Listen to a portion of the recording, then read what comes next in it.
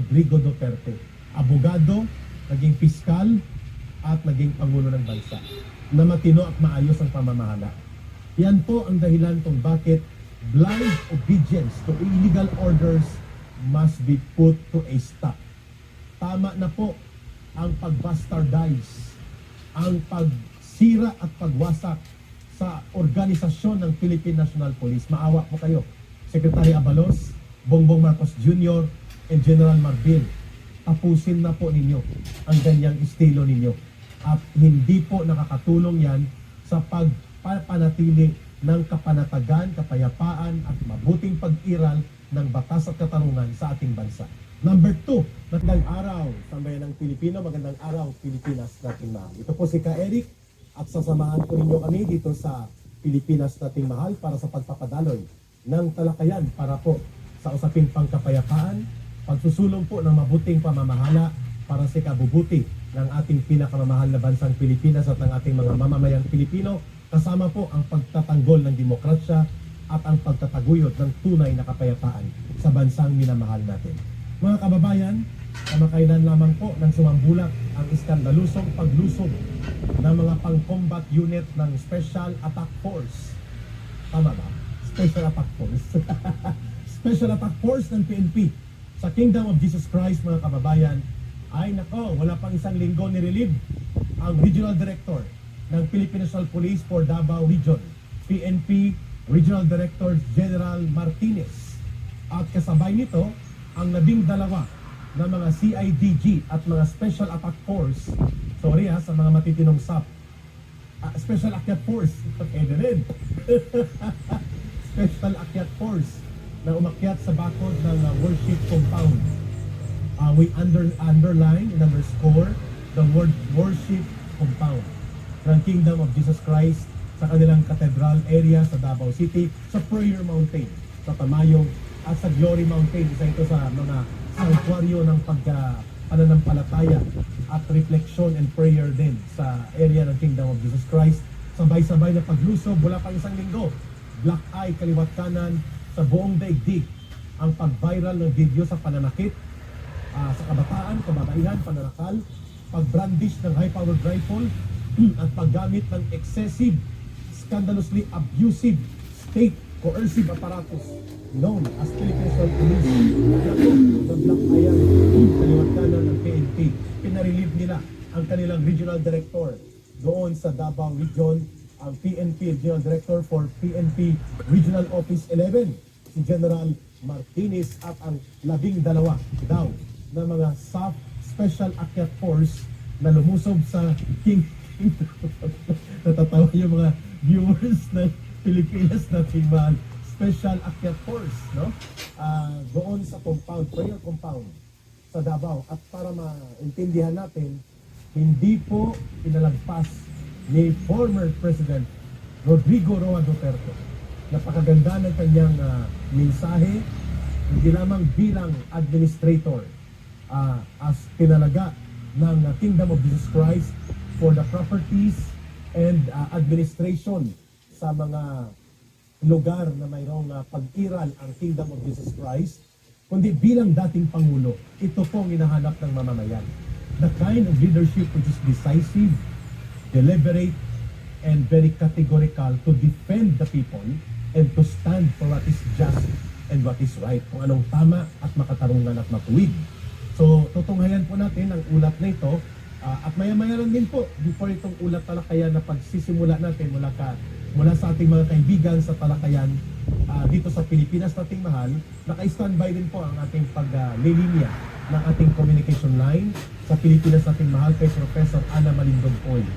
Mula po ito sa mga pananaw ng scholar ng bayan na nag-aaral ng geopolitical situation, geo-social and economic situation at interregional relations ng mga bansa dito sa ating sa rehiyon ng Indochina, Indo-Pacific at pati na sa Asia-Pacifico. So makakasama natin mamaya si Professor Ana Malindog-Oy. Pero bago po ang lahat ng ito, ulitin po natin, kulang tapos sa katotohanan at katarungan ang pagparelieve sa Regional Director ng PNP General Martinez sa Davao Region. at ang pagpa-relieve kung totoo ito ng 12 kasapit o mga bahagi ng Special Akyat Force doon sa Davao at ng kanilang mga ilang officers, sapagkat ang dapat na umalis sa kanyang pagiging pamunuan ng PNP sa ganito kalubha na kapalpakan at paglabag sa batas ay ang Chief of the Philippine National Police na si General Mardel. Dapat na siyang bumitaw sa kanyang tungkulin at pati na si DILG Secretary Abalos. And of course, the primary and principal responsibility sa Pangulo ng Bansa. Mga kababayan, tunghayan po natin itong magandang paghihimay-himay ng ulat talakayan tungkol sa naging pahayag lately. Kahapon niya tayo lumabas na mga 4 p.m. na pahayag ni former President Rodrigo Duterte.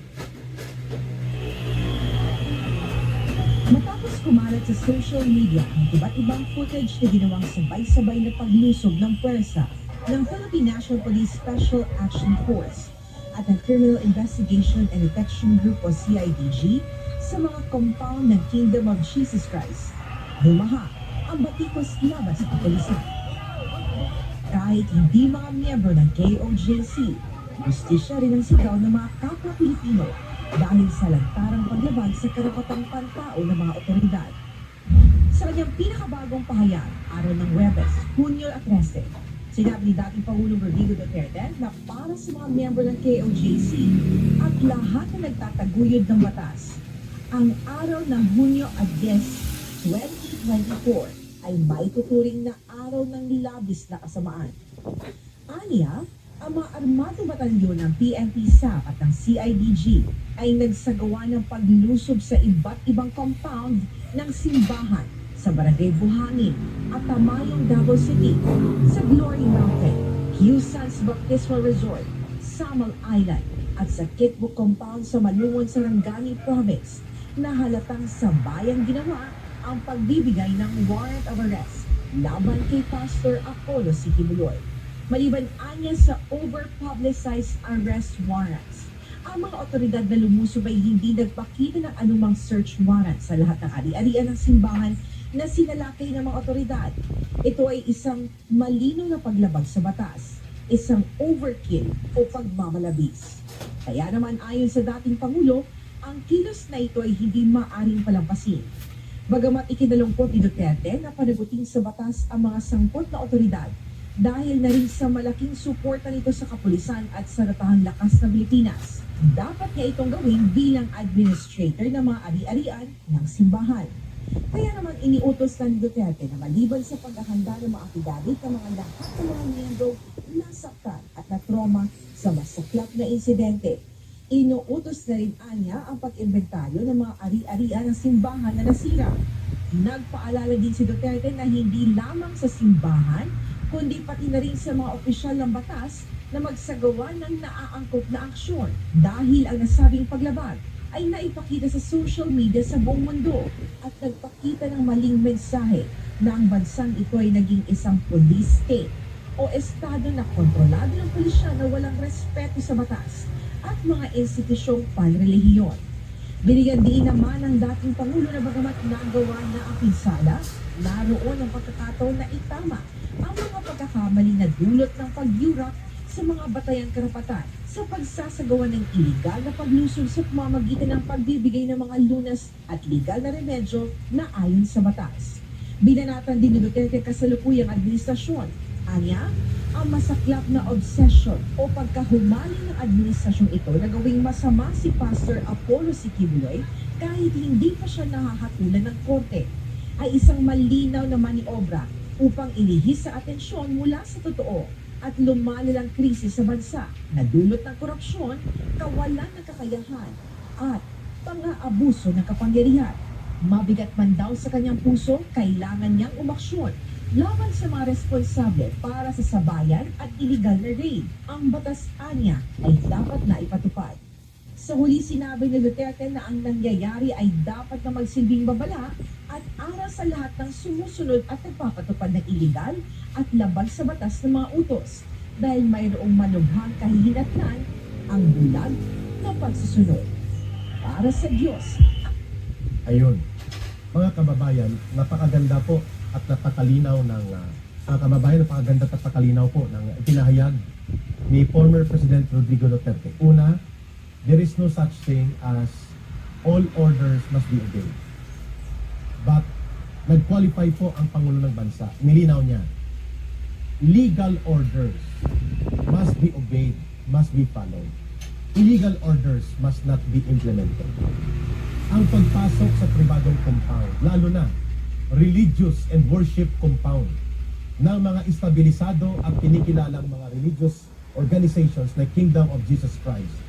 Yan po, kapag pumasok ka, kailangan mayroon kang pahintulot ng korte at properly coordinated sa mabuting pamamaraan at mahinahong pamamaraan, hindi po gumamit ng hagdanan, battering ram, at mga pang-combat force ng mga special akyat forces na inakyat ang gate, ang pader, winasak, sinira, sinaksa ng mga civilians. Yan po ay hindi legal order. Yan ay blind obedience to illegal order. Thank you, former President Rodrigo Duterte, for that kind of wisdom. Very clear. Attention to General Mardiro. Attention to Colonel Jen Pajardo, the PNP spokesperson. Abogada din ito. Attention to DLG Secretary Benhol Amalos. Abogado din ito sana. And attention to Marcos Jr. Hindi abogado at walang kaalam-alam sa tamang pagpapatupad sa mga patakaran at batas ng pamahalaan, ay nangyari pong ganito. Why? Because pinilit ninyong gamitin ang pulis sa maruming laro sa politika. You want to send the message there na kaya nyong gawin ang gusto nyong gawin, including pag-execute ng state terrorism and state fascism, lalo na sa mga perceived political enemies ninyo. Si Pastor Kibuloy nagkataon po na very vocal siya sa pagbibigay ng kanyang suporta sa good governance, which is a political sphere ng buhay panglipunan natin. Kaya idinudugtong niya siya sa politika ng mga Duterte. It's not about the cases actually. It's more about your political interest, your political objective na lumpuin, paralisahin, i-terrorize at gulantangin ang political infrastructure and influence ng mga Duterte sa Davao at sa buong bansa. That is why the reason na sinunod at ipinatupad itong illegal order. Walang search warrant, worship compound. Hindi po fugitive from law si Pastor. Under appeal for review sa DOJ ang kaso. Hindi pa po siya convicted. Lahat ng ito ay hindi pa po napatunayan sa korte.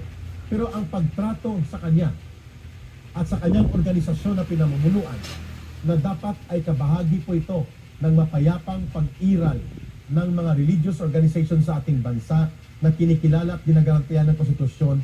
Yan po nakikita niyo sa video. Winasak ng battering ram, combat forces ang dineploy, high equipped with combat equipment. Anong sinasabi ng police? Ito daw ay normal procedure. Nilekturan tuloy kayo ng isang pinunto ng statement ni Pangulong Rodrigo Duterte. Malinaw po ang sinasabi niya. Ito po, bagamat na nakakalungkot para sa side niya, nakakasuhan at papanagutin sa batas ang mga dapat managot sa batas coming from the Philippine National Police. At ang banggit ng dating Pangulo, malungkot siya sapagkat ang PNP, ang AFP ay malapit sa puso. In fact, tinulungan niya ito na mapabuti ang kanilang kalagayang kabuhayan.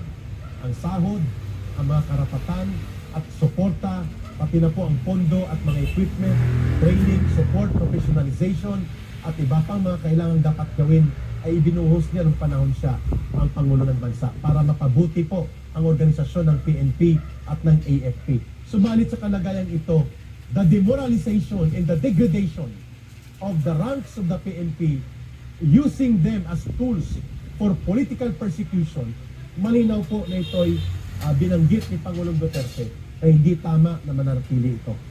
At ngayon po, dahil sa mga kalagayang ito, ay makakasama natin ang isa sa mga kinikilalang political analyst and social. Ana Marindon Oy, welcome po sa Pilipinas nating mahal. Magandang araw po sa inyo, ma'am. Magandang araw ka, Eric, at magandang araw ho sa ating mga kababayan na nanonood ng programa ninyo, ka, Eric, at maraming salamat sa pag-imbita niyo sa akin sa araw na ito. Ako po'y nagagalak at nandito po tayo ngayon para himayin at saka pag-usapan yung mga issues, lalo na yung naganap dyan sa Davao City that 3 days ago, I think, na yung sobrang overkill. Yun ang right word doon overkill and over the top. Tama. Ma'am, hold your line at kasama po kita sa talakayang bayan na ito sa Pilipinas nating mahal. Kung ngayon po natin at pinapasalamatan natin mga kababayan na naglabas na rin ng kanyang pahayag si Vice President Sara Duterte. Sinundan po niya at dinugtungan at nire-enforce ang mabuting analisis at pahayag ng kanyang ama, si former President Rodrigo Duterte. Then magkokomentaryo kami ni Professor Ana Malindogoy among other things, including ang ilang pagbulat talakayan hinggil sa episode na ito. Tunghayan po natin ang magandang video or voice clip na inihayag po ng ating Vice Presidente sa kaganapan po sa attack or assault on Davao City. Kung mag-implement ng mga arrest warrants, search warrants, let us make sure that we respect the innocent civilians, the ordinary citizens, especially ang mga bata. Because kanang trauma sa inunana, katubod sa pag-implement lang sa simpleng warrant of arrest. Wala katubad o sa epekto sa ilang pagdako. Malindogoy, ma'am. Earlier on, after the program ng Pilipinas Nating Mahal that we called out the Vice President, si Vice President Sara Duterte, Senator Bato de la Rosa, Senator Bongo, Congressman Pulong Duterte, Congressman Ungad, and Mayor Basti Duterte, na walang boses na narinig mula sa kanila on the day o pagkatapos ng assault sa mga civilians at kabataan. We are very grateful, nagpapasalamat tayo na lumabas po ang pahayag ng Vice Presidente, dumugtong po sa pahayag ni former President Duterte. Everything is now very clear. Illegal ang assault, excessive, and sabi mo nga overkill, at napaka-abusadong paggamit ng instrumento ng Estado, lalo na po ang coercive apparatus ng mga polis. Ma'am, your take on this very, very jolting to the senses of the people, nakakaantig puso at damdamin at isipan, na pag-atake, paglusog sa mga civilians at worship compound sa Davao City right before the eyes of the world. Go ahead po, Professor Ana Malindogoy. Oo, sa akin kasi, nakita ko kasi yung mga footages ng paglusog ng mga PNP. Special assault ata yung isa sa mga component ng mga pumunta doon at talagang sinasabi nila, isi-serve nila yung warrant of arrest. Pero warrant of arrest, pero walang search warrant kasi. So nakita ko, sabi ko, parang ano naman to, parang sobrang OA. Sabi ko, napaka-overacting, overkill, and over the top. Kasi you're looking for one person. You're looking for one person. Why do you have to send a battalion, 2 battalions, 4 na bus ata ng mga police, at saka special forces pa? Sabi ko, gano'n ba talaga ang pamamaraan ng pag-aaresto sa isang tao lang? Tapos, ang ano ko doon, ang nakakainis lang, na medyo nainis din ako, kasi ang compound, it's a religious area. Ang compound na, yung mga binisita, kumbaga yung mga tinatabi nila, they're trying to destroy even the gate. Ito mga religious areas kumbaga ito yung kingdom properties na I don't think mayroon ka doon makikita na anything that you need 2 battalions of forces, soldiers, para kalabanin mo or makipagbakbakan ka. Parang, sabi ko, ano ba ang tingin nila sa sa Kingdom of Jesus Christ? Yung parang mga Taliban na kailangan mong lagyan ng sobrang laki ng force, di ba? Para makita mo yung taong hinahanap mo. Parang sobra naman. So this is really an abuse of power, an abuse of authority. Kung sino man ang nagbigay ng authority dyan at sino man nag-utos dyan, it's really very evident na abuse of power yan. At saka, hindi na to tama kasi parang supposedly ang AFP, ang PNP, ito yung mga tao at ito yung mga kawani ng ating gobyerno at ito yung sangay ng ating gobyerno na kung saan ang kanilang mandate is to protect the people. At those people in yung kingdom, mga Pilipino yan They may have a different religion from the rest of other people, iba-ibang religion, but at the end of the day, ang citizenship niyan, Pilipino. So ang dapat na the Filipino people. Claro. Bakit? May mga kasalanan ba lahat yan ng member ng kingdom? Wala eh. So yung approach at saka yung pamamaraan, parang ginawa mong war zone or conflict zone ang area na kung saan nakatayo ang kingdom of Jesus Christ na compound at iba-iba pang, pati na ang Glory Mountain eh, inano ata nila eh. Tama, ma'am. Parang sinalakay. Ang word kasi dyan hindi arrest warrant ang siniserve. Parang sinasalakay mo yung mga areas na yon. Kasi ang tanong ko, what's the point of it? What's the point of it? Ang point lang naman dun, tama ka kanina ka, Eric eh. A show of force. At sinasabi lang, ang statement kasi na babasahin mo politically, ang statement is, walang pwedeng kumalaban sa amin. Correct. Kasi kapag kalaban nyo kami, ito ang mangyayari sa inyo. Sending feeling effect at sending fear. At sinasabi sa lahat ng critic ng current administration na kapag ito ang nag-criticize kayo sa amin, kinakalaban nyo kami, even in whatever sense, even publicly by analyzing issues, ito ang mangyayari sa inyo. Yun, ma'am. Ganon talaga ang message nun eh. Kasi overkill yun. Overkill talaga. Ma'am, may dugto akong tanong sa iyo. The perspective of the situation was very clear. Number one, worship time was 4 a.m. So they're about to do worship. Number two, publicly known na religious prayer worship compound ang mga sinalakay. Prayer Mountain, Glory Mountain, Davao Cathedral. Ang lahat na nito, even po ang Malungon is a reflection compound for prayer and faith sa Kingdom of Jesus Christ sa Sarangani. And school, nandun sa loob, ma'am, sa central compound sa Cathedral ng Davao City.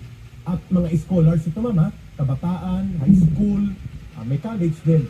At lahat ng ito, ma'am, ay nagulantang. We have received news kahapon that there are more than 10 children na nasaktan at mga mahigit 20 na kababaihan ang nasaktan at mahigit 6 yata, ma'am, ang illegally na na-aresto at ngayon tinatakot pa ng PNP na kakasuhan pa sila, tinusasan at winasak ang mga properties.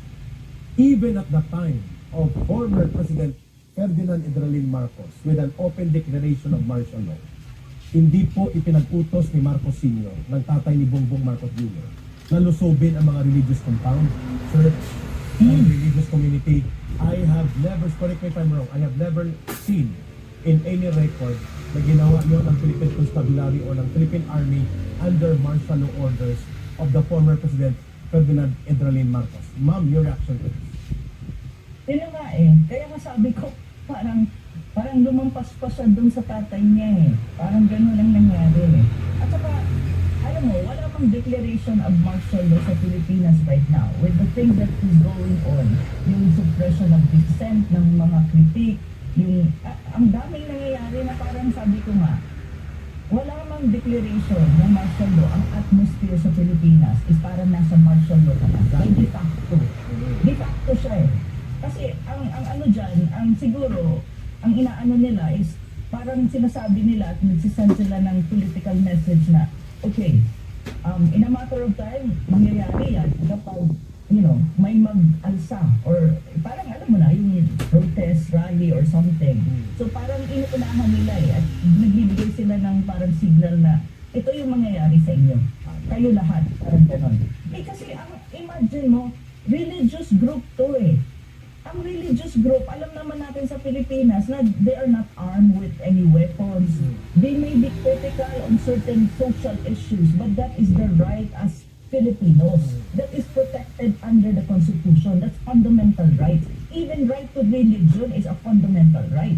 So parang, ang hindi ko pa maintindihan, hindi man na kayo, kung kayo pumili, talagang lahat, talagang ni-raid nyo, without even thinking na ang members ng KOJ, ay hindi lang naman si pastor, kung si pastor ang naharap, hindi lang yun.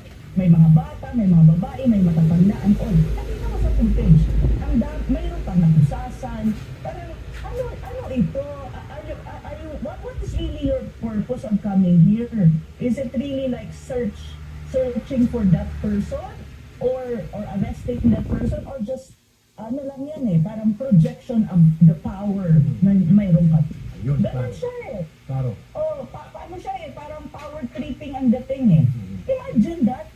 Nakarating kasi sa akin yung report, may nag-message sa akin na, ma'am, sabi nila dito sa Davao City, before pa mangyari, the night, kumbaga, alas 4, di ba nangyari yung raid? Before 40, mga around 10 o'clock, may nag-message sa akin na, ma'am, dito sa Davao, dumating yung 2 battalion of forces, sabi niya, tapos parang na-detain ata ang mga Davao City Police sa opisina, tapos ito na yung mga bago na nandun. Sabi ko, ano gagawin nila sa Davao City? Bakit? Meron bang ano sa Davao City? Kako? Meron bang nangyayaring hindi maganda? Peaceful ang Davao City. So, yan pala, na 4 o'clock na, yan pa na palang nangyari. So, sabi ko, my God.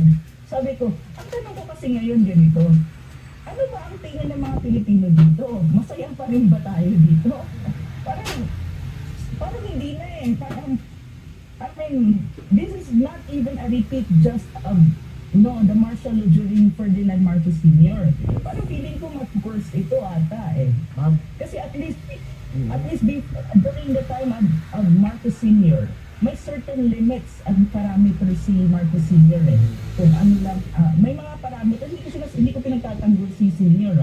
Pero sinasabi ko lang, may mga parameters din, like ito, religious group, don't touch on it. May mga ganun eh. Pero di ngayon parang whoever na mag-criticize, ayan, gugurgurin ka talaga. ma'am, hold your line at mayroon tayo you can make your commentary. Kinasahan ng baril, umakyat sa mga pader, sinira ang mga gate, nagpakalat ng mga sniper. Alam mo, ang nakikita ko lang makapag-justify niyan para huwag ipakulong yung chief PNP. Sasabihin niya, Marcelo na po. No? Beloved Justices of the Supreme Court. Sinusunod po sa namin ang utos ng Presidente. Masusing inanalisa ng dating political prisoner na si Peter Murhoc o alias Caramon ang pandarahas ng kapulisan sa mga church missionary ng The Kingdom of Jesus Christ. Si Caramon ay minsan na rin nakatikim ng pagmamalupit ng Marcos Senior Administration kung saan siya ay ikinulong, binartolina, tinorture at iba pang pang-aabuso ng Philippine Constabulary na ngayon ay Philippine National Police o PNP. Nanumbalik sa kanyang alaala ang naganap na martial law ng ama ni Marcos Jr. kung saan ipinaliwanag ni Ka Eric, isa ring dating rebelde, ang pagkakaiba ng ama sa anak na Marcos. Ang tatay ni Marcos Jr. nagdeklara ng martial law ng lantaran. Ito declaration or proclamation 1081 ay ipinaliwanag ni Marcos Sr. Anong batayan, yung communist attack to the Philippine society, communist terrorism.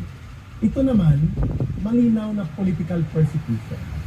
Ito naman ay malinaw na political operation para isuppress ang mga supposedly perceived threats to the political perpetuation of power ng mga Marcoses sa ilalim ng Marcos Jr. ngayon. Doon nakadugtong ito man sa mga Duterte na atake, even ang mga kritiko ng kanyang pinsan na si Martin Romualdez at mga kritiko ng kanyang asawa, lahat-lahat ng ito ay tinarget na upang patahimikin. Professor Ana Malindog Paul, walang pag-amin na may martial law, kaya tawag mo de facto martial law, undeclared martial law. Subalit ang authoritarianismo at diktadura ng mga pamamaraan over democratic governance ay nangingibabaw sa kasalukuyang gobyerno ni Marcos Jr. Your point on that, ma'am. Oo. Tama ka, may de facto martial law kasi kung titignan mo ang mga nangyayari, may concentration of power. Wala ka nang tinatawag na due process. Wala eh. Walang due process eh. Like for example, sabihin na natin, may kaso si Pastor Tibuloy pending in DOJ. Ang kaso niya is trafficking, human trafficking ata or something to that effect. Now, it's pending on DOJ. May karapatan ang isang tao na depensahan ng kanyang sarili sa korte. At even, di ba, may karapatan, may mga lawyers naman. Then let the lawyers argue on that point. Hindi mo kailangan gawing fugitive ang isang tao na hindi pa naman nakakatulan sa korte kung siya ba ay talagang may kasalanan o wala. That's basic in our constitution and that's basic human rights. There's such a thing as due process. So kung titignan mo yung ginawa nilang overkill at napaka over the top na pag-aaresto ko quote-unquote, kay dun sa taong yun na hinahanap nila, that's too much. Really too much. That's entirely. Ang pinag-uusapan kasi natin dito, like tayo, like ako, I'm not happy with the foreign policy of the current administration. These are critical and valid issues na dapat pagtuunan ng Philippine society. And Philippine society includes the government. So, imbis na pakinggan ka, ang ginagawa, tatakutin ka. That is not anymore a sign of democracy. There's really an assault and an attack to the democracy of the country. Tama. Yun talaga yun. Agree. So kung heart of the matter. So ang tanong ko, anong tingin ng mga Pilipino dito? Would we accept another dark ages of our history in the coming days? Yun ang tanong eh. Yun. Ma'am, pinuint out clearly ni former President Rodrigo Duterte a month or 2 months ago that the direction of the Marcos government is gearing towards more on authoritarian rule rather than promoting democratic governance. Pinuint out mo rin ngayon, araw na ito, ang indicators and patterns are similarly in confluence, nagtutugma, dumudugtog. Magandang punto ang binanggit mo. Ma'am, ito ngayon ang tanong ko sa iyo before po itong ulat talakayan at pupuntahan natin mamaya ang napipintong pagtutulak ng todo sa gira-girahan at tapang-tapanan ng Marcos Jr. Ito po ma'am ang isang tanong sa inyo.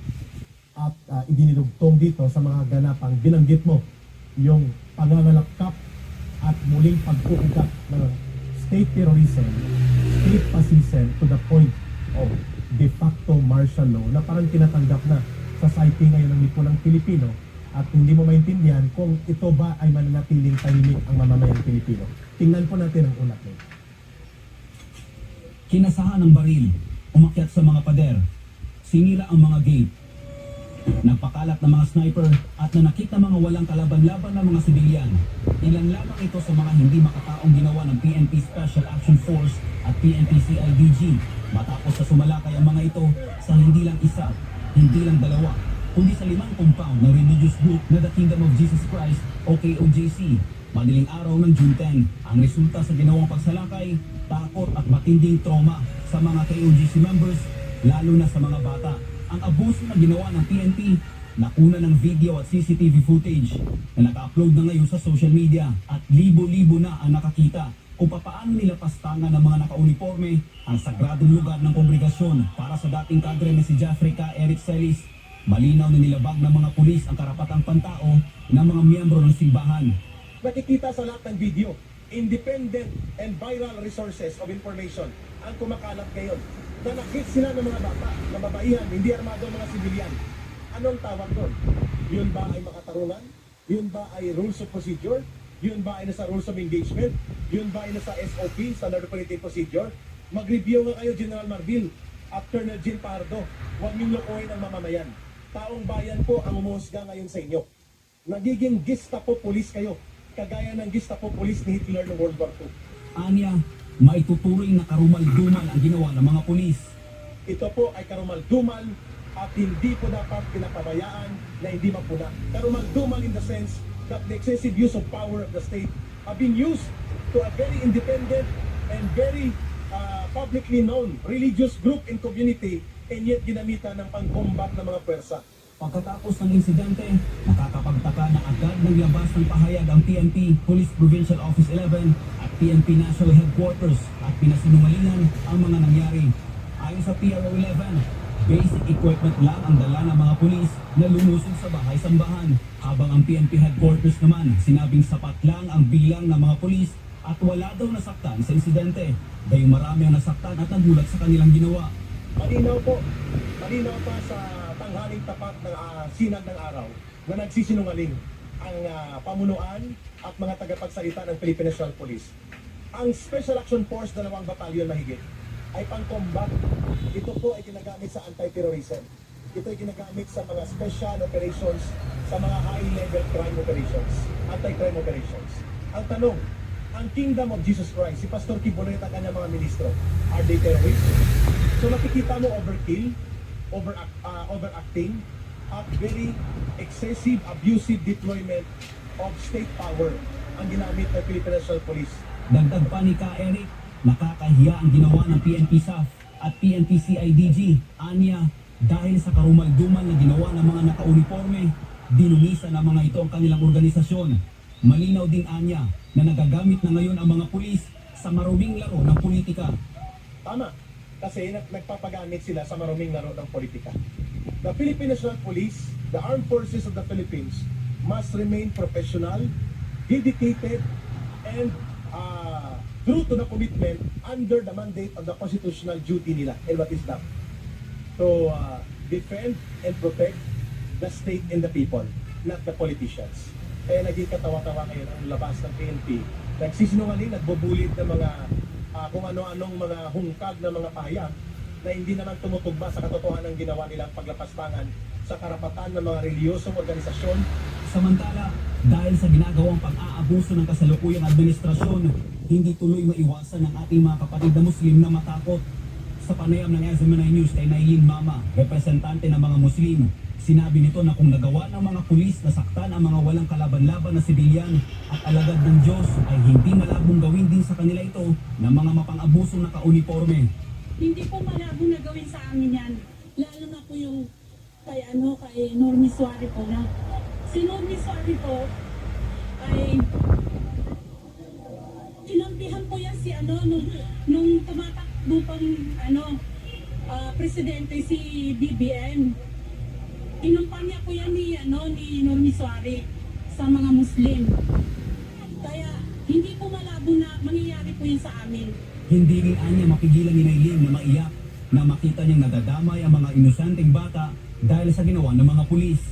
Saka yung nangyari po doon sa Davao, doon sa mga walang kamuang-muang ng mga bata, at saka yung mga kababarihan po, kitang-kita po namin kung gaano po inaano ng mga otoridad na dapat po ang otoridad ay kakampi ng taong bayan. Pero parang ang nangyayari po, parang sila na po yung nagiging kaaway, hindi sa sila po yung kakampi namin. Sa huli, panawagan nila kay Pangulong Bongbong Marcos. Pangulong BBM po, nakikiusap po kami na kung hindi mo na kayang mamuno sa Pilipinas, ay bumaba na po kayo. Hindi po kayo nababagay dyan sa lugar na yan. Professor